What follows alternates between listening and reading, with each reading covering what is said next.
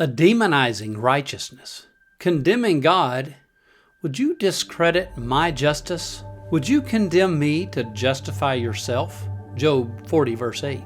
When our understanding of right and wrong develops outside of God's understanding of right and wrong, we eventually become adversarial with God. If we are to remain righteous within a moral framework that develops outside of God, God has to become unrighteous. He has to become unreasonable and unjust, and our worldview has to replace his. This is the essence of the secularization of morality, where morality develops in a vacuum where God is not. This causes us to become accusers of God, which might lead us to say things like, "My God would never," fill in the blank, or to ask accusing questions such as, "How could a loving God," fill in the blank there. This is anti-salvation, the opposite of what is required at conversion, where we confess His Lordship over our lives, Romans 10, 9 through 13. Anyone can accuse God. We can certainly reason with the Lord, but within limits.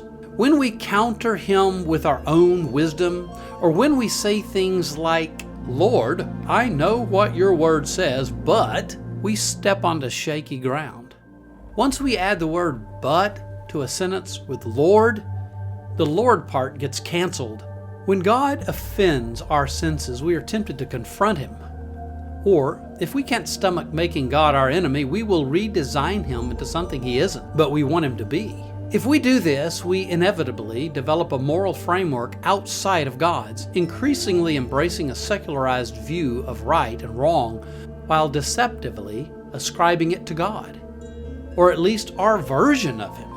The problem with a secular view of morality is that it causes us to be more moral than God.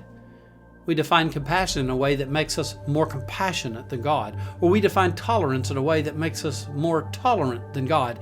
And this permeates every aspect of our morality. We become more just, more fair, more caring, more forgiving, more patient, and even more loving than God. And this is nothing short of idolatrous and blasphemous. May we never be at risk of condemning God to justify ourselves. We have only one viable option when we discover that we possess a moral framework that is developed outside of God's. We must adjust our understanding of God to fit God's understanding of God.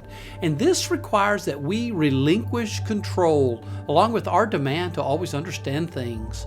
For Jesus to be our Lord, we must trust Him, which requires that we trust His worldview as well.